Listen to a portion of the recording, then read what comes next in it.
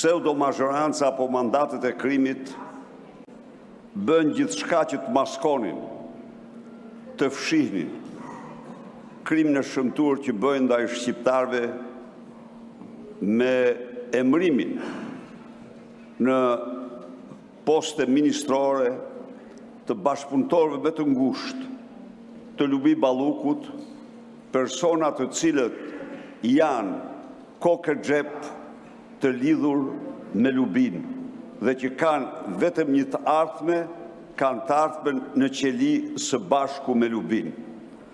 Por ajo që është tepër tronditëse është se këtu në parlament sot nuk mund të kishte as edhe një çështje tjetër përveç imunitetit të Lubi Ballukut. Sa do ta shtyni ju, unë ju garantoj që forcë në botë që ta mbroj atë edhe krimet e saj nuk ka. Ajo është një hajdute që ka vjedhur shqiptar me Edi Ramën dhe vetëm qindra milion dhe miliarda. Ajo është një super bandite që ka përdor bandat më të rrezikshme, ka përdor elementet më kriminal për të kërcënuar punojësit e prokurisë dhe institucionit të akuzës. Dhe asaj i dini zot ju, se jeni mekatar. I dili zot, unë nuk them se secili për jush është mekatar, po ju udhëhiqi nga bandit, nga kriminal. Lubia është një çështje ndërkombëtare, absolutisht është një çështje ndërkombëtare. Përgjithësa Shqipëria ka përzgjedhur rrugën e integrimit, dhe integrimi është një proces sa kombëtar dhe aq ndërkombëtar. Shteti ligjor në Shqipëri është sa kombëtar, aq dhe ndërkombëtar. Dhe ju për hir të saj bllokoni për Edi Ramës bllokoni shtetin ligjor. Shikoni kush përfundoi diktaturat. Ndiqni Teheranin çfarë psoi Ajatullahu. Diktatorët kanë vetëm një fund të turpshëm. Dhe ju siguroj se kjo që ju po i bëni Shqipërisë është një akt madhor anti-shqiptar. Ju duhet kishit hequr në mëngjes sot dhe autorizuar arrestimin e Lubi Ballukut për veprat më të rënda penale, për vjedhjet më të mëdha me Edi Ramën. Përfundoni ju lutem. Po ju jeni të gjithë pengje të saj. Kisha dhe përgjigje unë, pranoj dhe po. Mikrofoni është hapur. Edhe këtyre ministrave që ulën këtu, turpi madh. Mos u bëni mercenar të Lubis.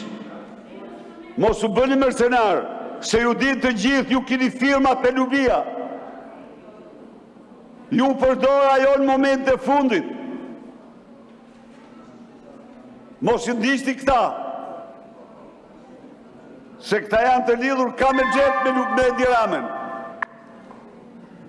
Së dyti,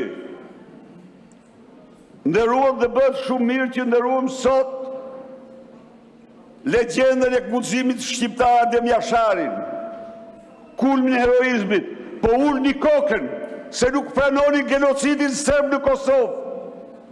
Uleni kokën sot.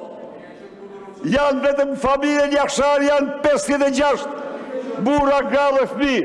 Uleni kokën se nuk votoni genocidin serb.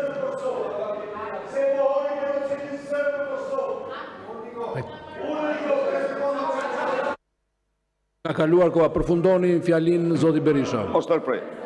Uleni kokën se nuk pranoni genocidin serb në Kosovë. Çfarë jeni ju?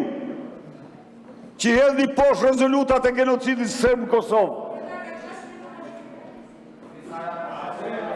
Çfarë? Edhe njerë, vetëm fëmija 2000, vetëm fëmijë shkon Prishtinë, shiro këpucët e tyre në muzeum. Shkon Prishtinë dhe viziton muzeumin e këpucëve të fëmijëve. Janë 2000 fëmijë të vrarë. Dhe pastaj mbani zi, të mbani zi për gjithë ata që ka ra. të dënoni genocidin Kosovë të serbëve. Po problemi është se ju s'keni asnjë lloj, ju i nështruani në të keqen banale. E keqja banale janë ata që as mendojnë, as bajnë përgjegjësi, që sillen si automat, si sillni ju. Fjalën e ka zoti Klevis Balliu, më pas zoti Ardit Bido. Faleminderit që arritëm kësaj dite të marrim fjalën.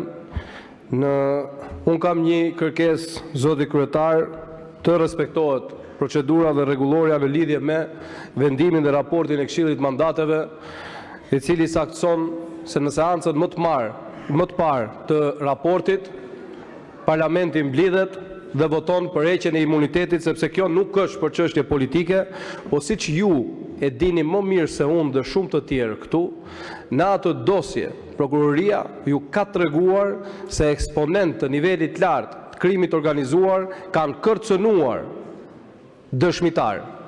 Çdo vonesë e kësaj çështje rrezikon jetën e qytetarëve.